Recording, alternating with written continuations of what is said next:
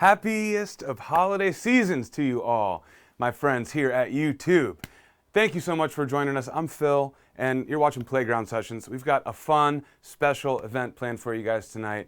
We're going to be talking about holiday music. We're going to be talking about what goes into some of our favorite Christmas songs and different ways that we can boil them down to their basics or kind of get fancy with them. Okay, so we're going to be talking about that and all sorts of stuff today. So the very first thing I want to do is say Happy New Year and say that the next time I see you guys, it's going to be 2020. Okay, we're about to take a couple of days off for the break, and we're going to try something a little bit different.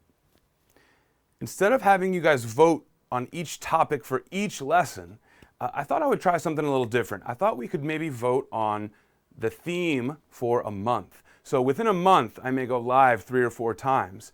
And instead of having it be a very different topic each time, we think it might be fun to have an umbrella theme, let's say for January. And all the live lessons will fall into that theme. So I want to ask you guys to vote in the comments right here, in the chat.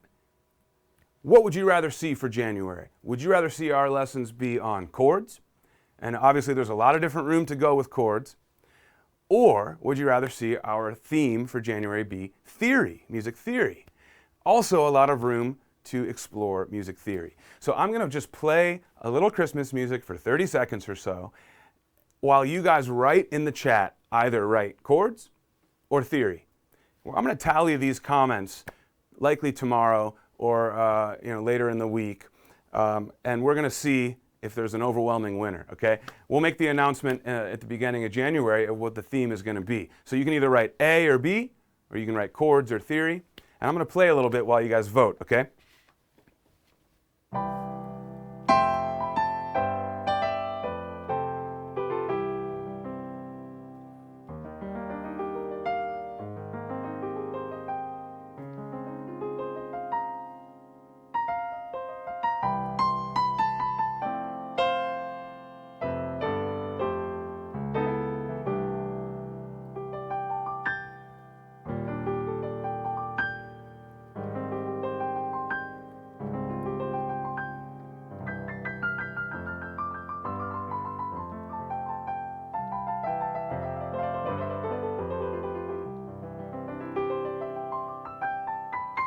Okay, so I hope you guys all wrote. I'm going to just breeze through real quick, and I'm seeing a ton of theory. That's cool. Thanks everyone for writing. Keep writing at any point in this lesson. For those of you who are watching late or who may watch tomorrow, you're going to see that prompt. You can write your comment then too, and we're going to tally them up. So that's pretty cool to actually see quite a bit of theory. I didn't quite expect that. Awesome, awesome. So keep an eye out for January's theme for our live lessons. It may very well be theory. Okay, well, I'm going to check in with the chat and say hey to you guys. I see Terry was here waiting patiently. Terry, how you doing? Great to see you as always. Great to see your name at least and your words. All right, I see. Oh, Frank. Hey, Frank, how you doing? I don't know if that's the Frank that I know. Frank, you remember years back, if this is the Frank I think it is, we came to your house and shot some video, right, early on.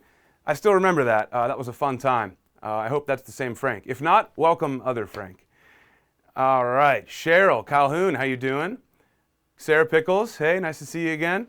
Hey, Andrew's watching. For those who don't know, Andrew Wigierski, you can see his name in the chat. He's one of the Playground team members. He does arrangements and customer support for us. Andrew's hanging out. He voted for theory, not surprised. Marty says theory. Edgar says theory. Stephanie Kroll, theory. Habib, theory. Timothy, theory. This is cool. All right, maybe I'll add some theory bits into my lesson today on holiday music. At any point in the lesson, hey, that is the Frank that you know. Awesome. Frank Gadot, I believe was your last name. Great to see you, Frank. Let me know, Frank, have you been at some of these other live lessons, or is this the first one? I don't remember you saying hey in the past. Great to have you with us. Sarah's in the UK. It's midnight there. Okay, well, let's get started. Today, this lesson's about Christmas music. I'm super pumped because it's some of my favorite type of music. Now, we can all get a little annoyed maybe in like the retail world when we start hearing that kind of Christmas music over and over again. But there's so many different kinds of Christmas music, and there's such variety that I really love the more jazzy side of things. Surprise, surprise for those who know me. But I was kind of brought up on the Vince Guaraldi stuff, the Charlie Brown Christmas stuff. It's a bit of what I was just playing here.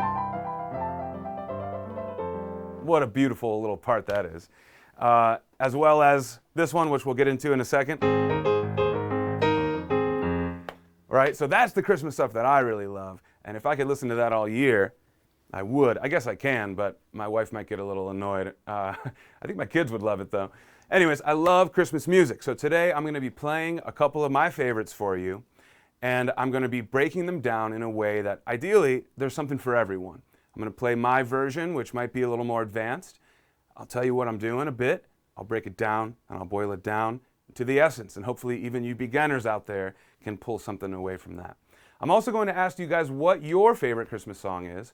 And I'm going to try to teach you that. So we're going to have a bit of interaction today as well. I have 2 songs prepared, but there's a 3rd slot, and it's open for you guys, okay? So the very first song we're going to talk about is, in fact, Linus and Lucy. And that is that little thing I just hinted at there. We'll break that down in a sec. And after Linus and Lucy, I'm going to ask you guys to write your favorite holiday songs. If there's enough of the same one, maybe we'll get into it here live, okay? So let's talk about Linus and Lucy. I'm going to just go ahead and give you guys a little taste of what I might do if I were to perform this solo piano without a band. And I'll do a bit of a truncated version, but here we go. Here's a little bit of Linus and Lucy.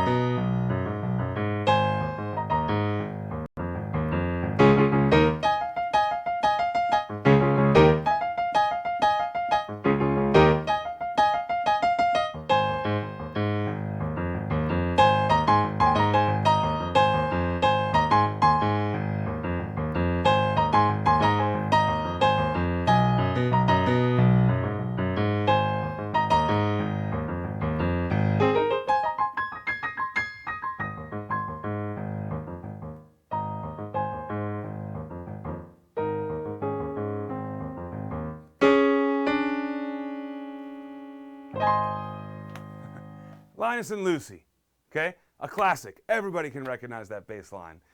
Everybody can recognize that melody. If you saw it on a page of sheet music with all the syncopations, though, it may turn you off. It may get a little bit intimidating and scary looking. This is one of the most challenging both hands songs because of those syncopations. I mean, the rhythmic stuff alone, let alone not even talking about the hand positions or the reach that you have to do. Just the rhythms alone are super tricky. Left hand alone.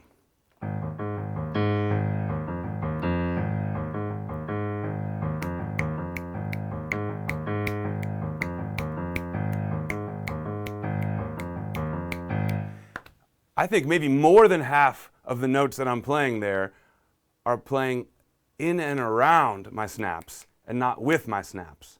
I'm snapping the strong beats, right? 1, 2, 3, 4.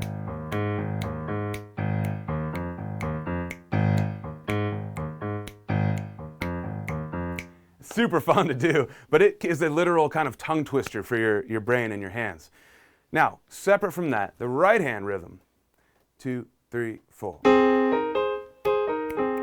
Oh.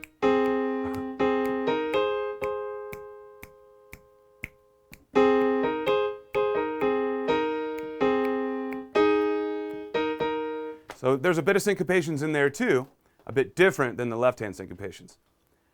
And then a third step is to put those hands together And the syncopations between the hands, they are accenting different beats. So when you put them together, it's even more syncopated. It's almost like you've got 3 hands. 1, 2, 3,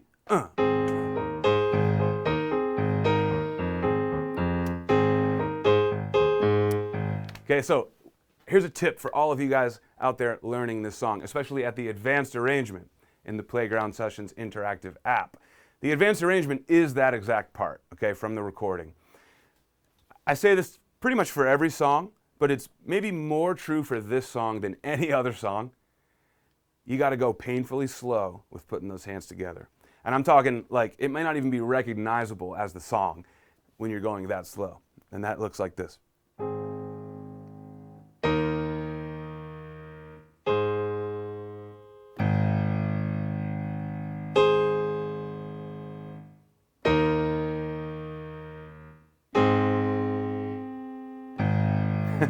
So I'm trying to exaggerate it for you, but at home, for you guys, that may not even be exaggerated. That may be the right pace, and that's okay. So definitely take that slow. You want to line up every single subdivided beat, every syncopated beat, and figure out where those hands play together.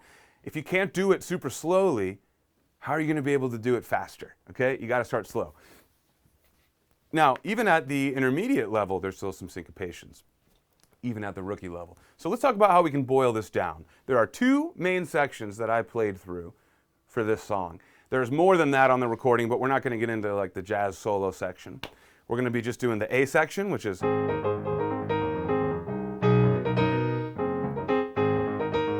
that part, and then the B section, which is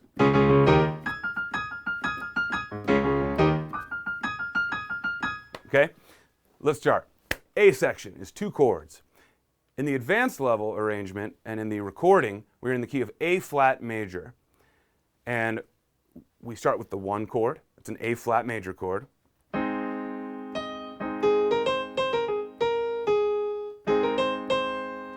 A flat major triad, okay? We stay there for a while. Second chord we see in this section goes to a B major chord. And then back to A flat. Now, the second chord in our song already takes us out of the key. There's no B major chord, diatonically speaking, in the key of A flat major. So right away, we're getting something interesting harmonically.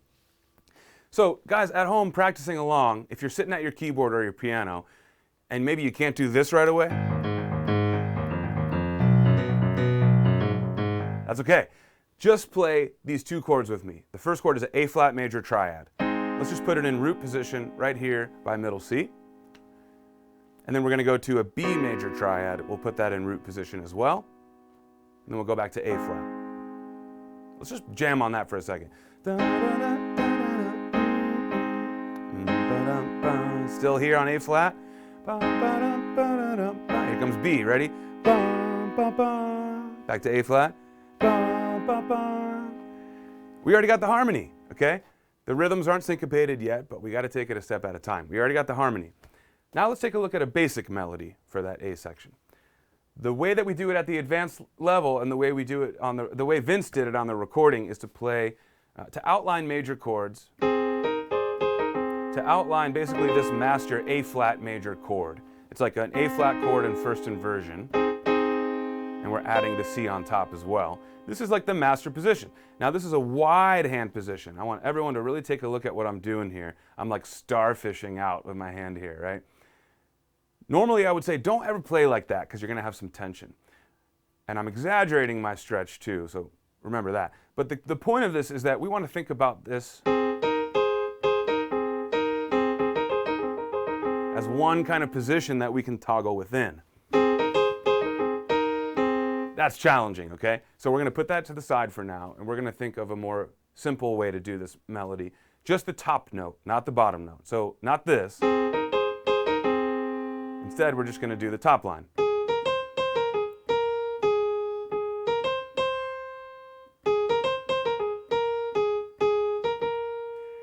It's just a 3-note melody at that point, okay? So we're going to get our thumb on A flat, our pointer finger on B flat, and our middle finger on C. We're only going to use those 3 notes for the melody. Now, let's add the left hand chord back in, A flat. Ready?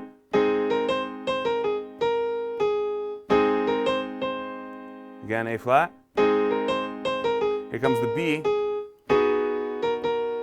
Back to A flat in the left hand. Coming together, right? All right, let's expand on that one more time, then we'll go to the B section, okay? In the meantime, I'm seeing people commenting. Remember, the next song we're going to break down is going to be the one that is most commented on in the chat. So I'm going to ask you now, while I continue to break this down, what's your favorite holiday song? I'll come back to that in a sec. Write it in the comments, though, if you can think of it. All right, let's expand this a bit more. Instead of playing our chords up here around middle C, I'd like to lower them because things are too high right now. And when we have an iconic bass line like this, but we're playing our chords way up here, we're missing that. It's lacking, right? So we need to find a way to represent that low end without having to learn the super complex exact part, okay? How do we do that? Well, first we can explore range. We're going to lower our chord from here. If we lower it an octave, it definitely sounds lower, but my ear doesn't like to hear these tight of intervals, a third and a third, this low on the keyboard. So maybe I'll get rid of my third and I'll just play a fifth. That's nice. That feels much lower, but not muddy. So I'm going to go with that. And for you more intermediate or advanced players, if you'd like to add that octave with your thumb, you can. And then when we go to the B chord, we're going to think about the same thing. Now we're going to an octave position. And we're leaving out the third. You could bring the third in, but it could be a bit muddy there. All right, let's try that now with our melody. Ready? I'm adding some more rhythms in my left hand, but for now, I'm matching the hands together. Now go to B. Back to A flat. In the right hand, add an E flat underneath everything you're doing. Check this out.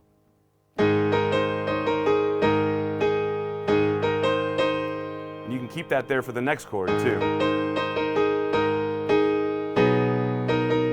There we go.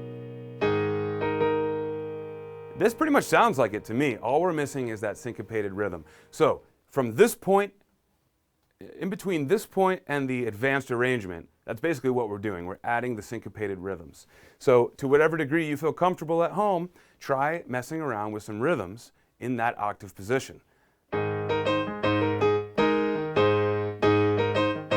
Get your hands used to some syncopations. Work your way up towards the final product, which of course is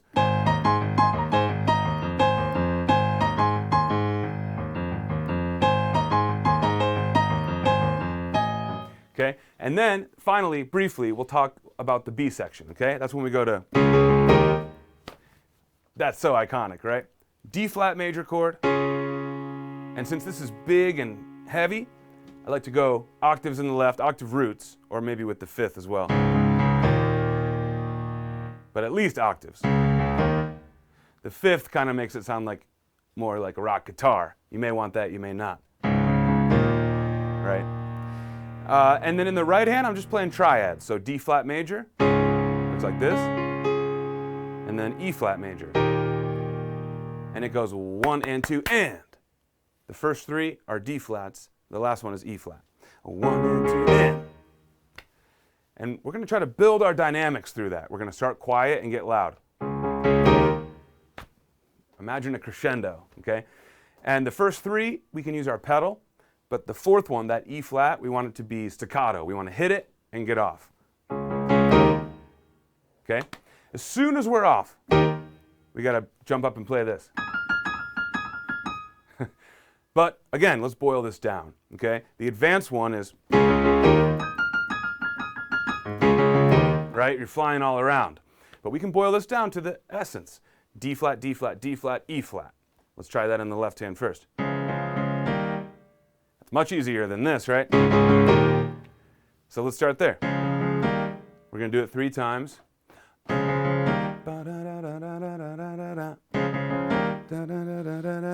Then you're back to this. Okay? So if left hand's covering those chords, your right hand can get ready for that thing. Okay? There's a couple ways to do that. The most basic way would just be the single notes, E flat to F. I like to add the A flat on top of that and play the A flat for everything. Can't see my thumb, but my thumb's playing underneath this F. I guess you could do it like this too. But for some reason I like to come under with my thumb. Okay? So D flat, D flat, D flat, E flat, and then you jump up here.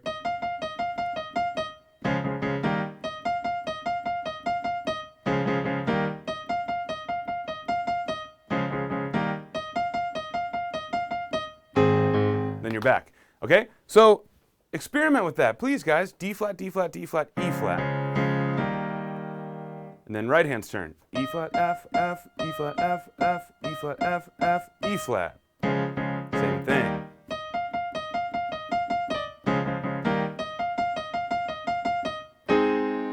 So that's the tune.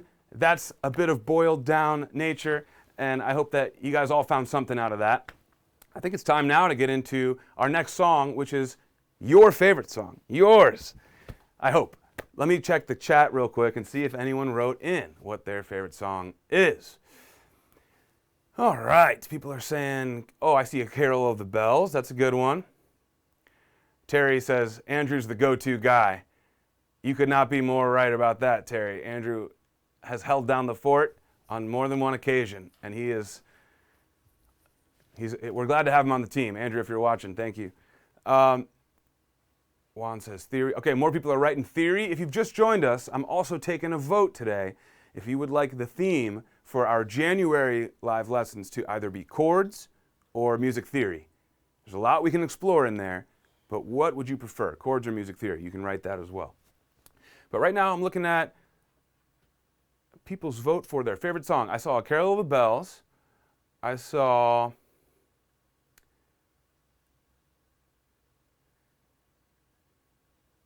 Cheryl Calhoun, I gotta read your comment. You say, you're making me feel better about Linus and Lucy. You've been working on it for a month, slowly, and have only got it to 100 BPM cleanly, maybe by next Christmas. I love your attitude about this. You gotta be patient, okay? We're not in a hurry, especially with difficult stuff like this. Take your time. The fact that you can do it clean at 100 BPM is actually really impressive, so great job. Keep going, take your time. Great insight. All right, Silent Night. I see a Silent Night. I see another Silent Night. I see a Silver Bells. I see a Silver Bells. Oh boy. I think we have a tie for Silent Night and Silver Bells. Maybe I'll do a medley.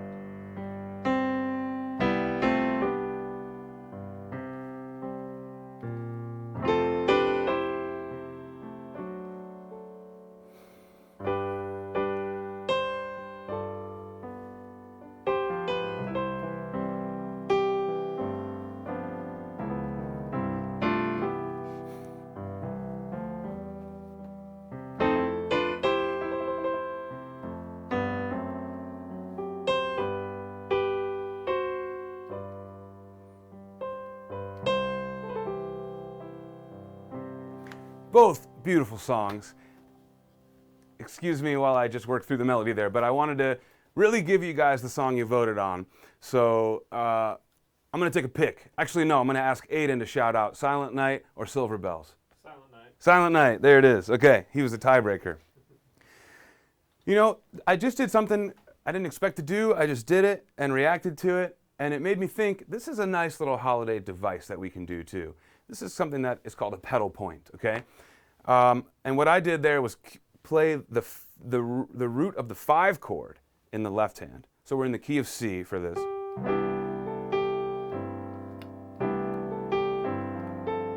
Key of C. So the 5 chord would be G.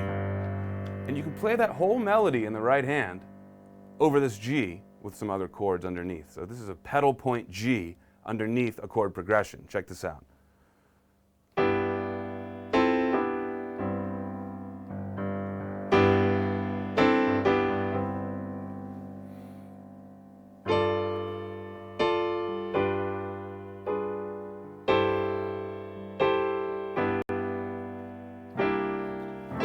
Then we change chords. So a pedal point is great because it adds its own, a bit of suspense. When's this going to stop? When's it going to resolve? And so you can really do some cool stuff between the hands with that push and pull. And then secondly, when it finally does resolve, it's so much more impactful of a resolution, in my opinion, because we've been exploring that tension for so long. It feels just satisfying a bit more, I think, to me, to then resolve. So that's one thing to call out here. Not unique to Silent Night, but just in general, this is a nice little device. A pedal point with the 5th scale degree. You can kind of do a chord progression up here. Okay, but let's get to Silent Night. So let's just take a look at the beginning of this tune here a little bit. Maybe let's call it the A section.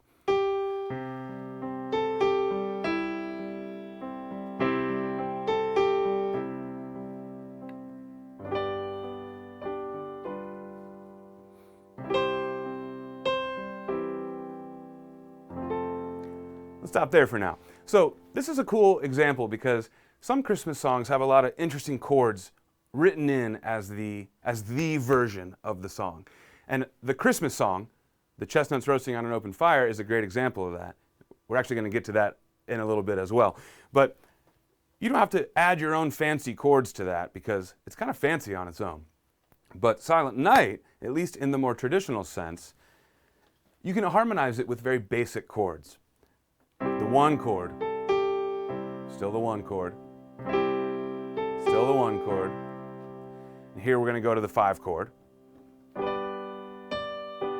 back to the 1 chord, now to the 4 chord. But we'll stop there. We just did 1 and 5. It doesn't get more basic than that. And then we landed on 4. But my point here is that in the basic, boiled down sense, Silent Night is much easier than the ones we've covered, well, than the Linus and Lucy we've covered so far. For a few reasons.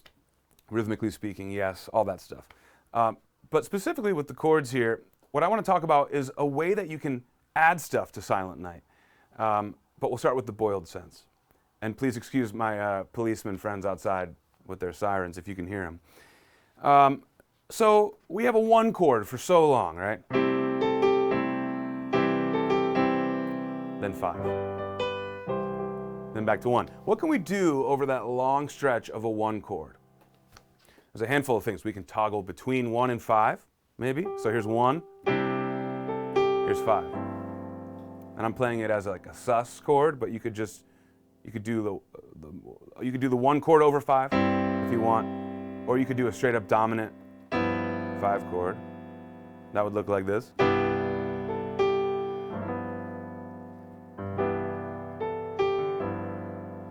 Cool, that works, that's fun.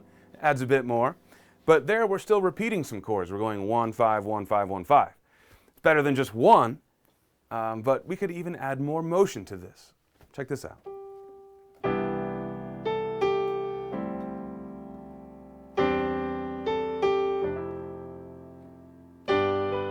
So there I just kind of did that one on the fly, but I just walked up through the scale with my chords.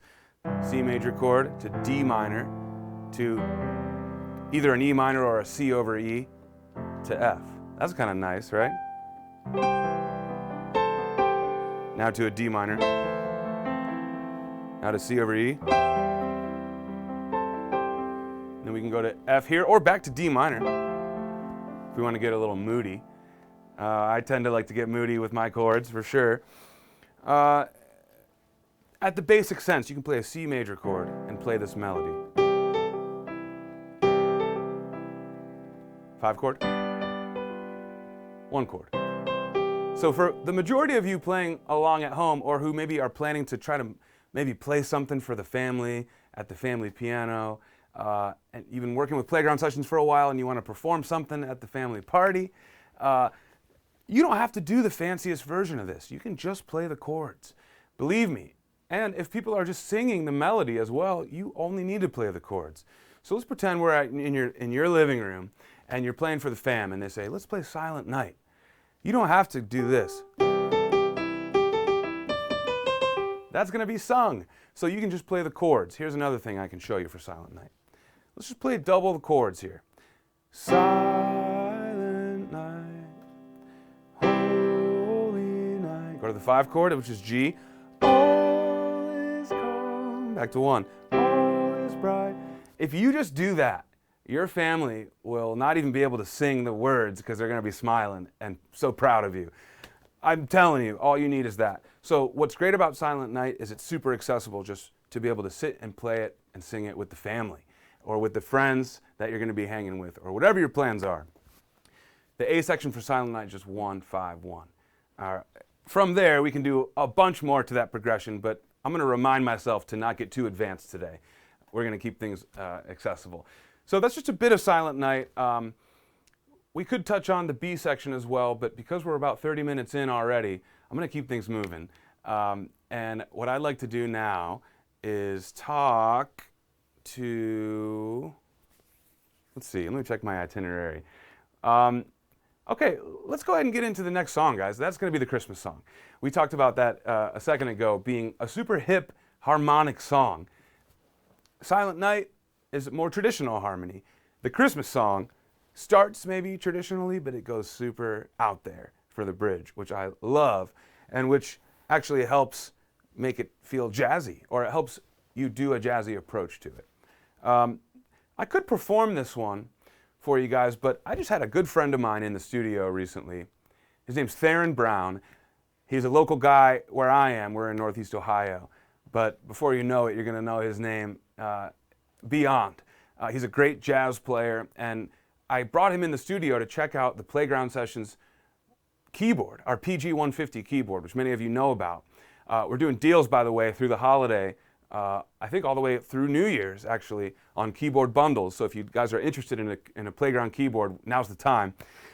But what I'd like to do is actually show you a video that we shot of Theron playing the Christmas song on the PG-150. Let's go ahead and do that now, and I'll come back on the other end and we'll talk about it, okay? Here's Theron Brown.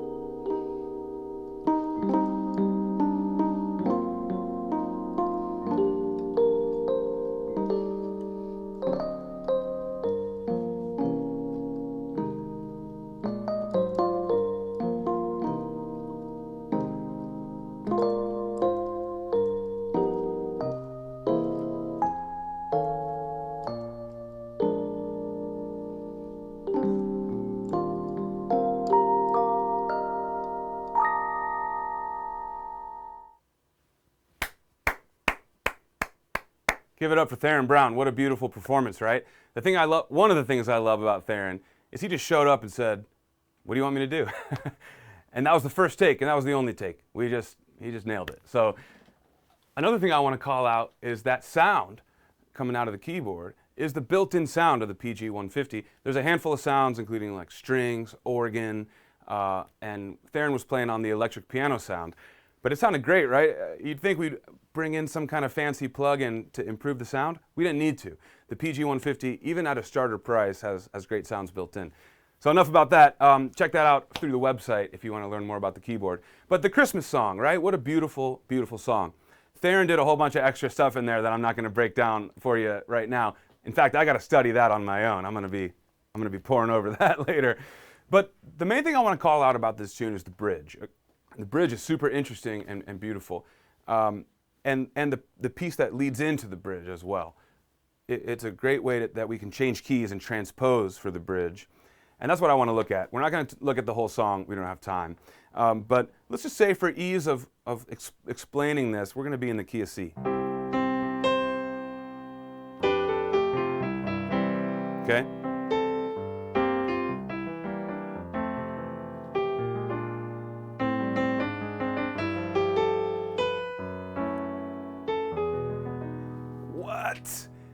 That is that motion that I'm talking about. That's not quite the bridge, but it's like the first ending that would lead to the bridge. Either way, it's like our glue material that glues our sections. We have our A section, then we have that sends us back to A. Then we have a secondary little glue piece that sends us to the bridge. Let's break that down real quick. We're in the key of C, still in the key of C.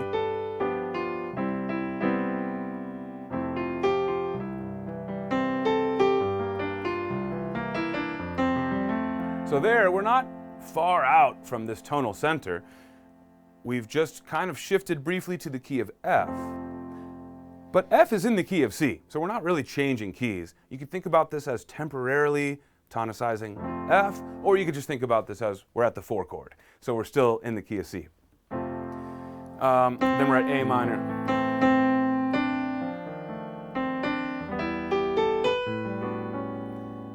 Technically, you could argue this is all still in the key, but then out of nowhere,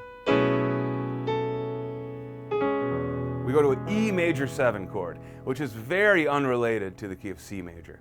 Typically, an E chord would be an E minor chord, but we're playing an E major chord, an E major 7 chord. This note is also not in the key of C. So very quickly, with a jazz turnaround, a jazz 2-5-1 progression, we can quickly get to the key of E. And it only lasts, I believe, a measure. And then we're back to the key of C. It's crazy. I'm going to show you one more time what that's like. So here's the 2. There's the 5. Now we're in the key of E. And then out of nowhere, right away. What? Now we're in the key of E flat major. And then here, back to C. That's ridiculous. Not only are we changing keys to E, and then to E flat, and then back to C, but we're doing it in such a short period of time that it's almost like, why did they do this? But it's so beautiful in my opinion, so I'll play it one more time, and then we'll move on.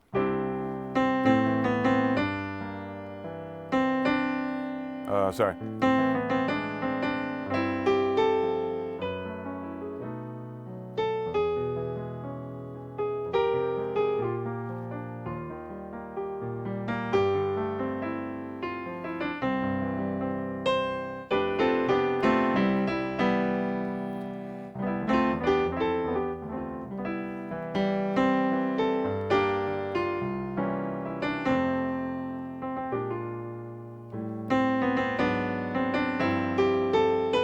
This time, heading into the bridge, we don't go to E, we stay in C.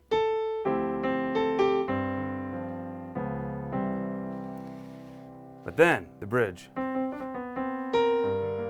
G minor to C to F. Once again, in jazz world, that's a 2-5-1 in the key of F.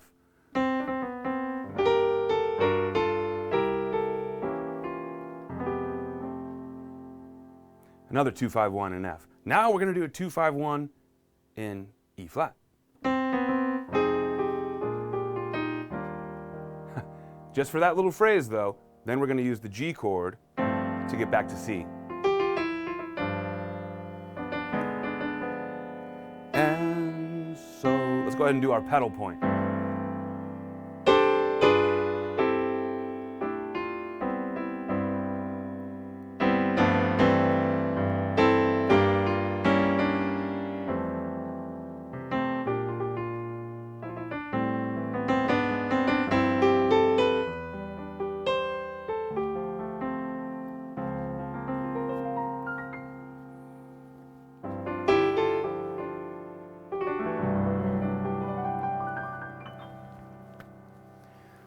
There's so much room to explore in all these songs, and I hate to just look at a few measures when there's that much more to look at. But we can only do so much in one lesson, you guys, and I'm so excited that we were able to talk about Christmas music today. I'm going to just briefly remind you guys that we're doing a few things. We're voting today. You guys are voting in the comments on what you want the theme for January to be. We're going to do 4 lessons in January. And by the way, get your calendars out, mark this down. Every Wednesday in January, we're going to try something new. We're not going to go live on a Wednesday, then a Sunday, then a Saturday, then a Tuesday. We're going to try to give you guys a consistent time and day for the month of January. So we're going to be going 6 p.m. Eastern Time every Wednesday for January. We're going to see how that goes. And please keep chiming in with your feedback on how all this is working, because we're still obviously shaping this in a way that hopefully is best for you guys. So if the Wednesday time isn't working as well, let us know and we can shift that for the month after. But we're going to try that for January. What we need you guys to do is to vote on the topic. You can either write chords or you can write theory. There's a ton we can do in there, more than just a month. All right, so you guys vote on the theme and I'll figure out what to talk about that month. So that's one thing we're doing. The second thing we're doing is, let's see. Oh no, we're done with 2019. I was going to say, what's the next social media challenge, but I'm going to have to check back in with you guys in the new year on that.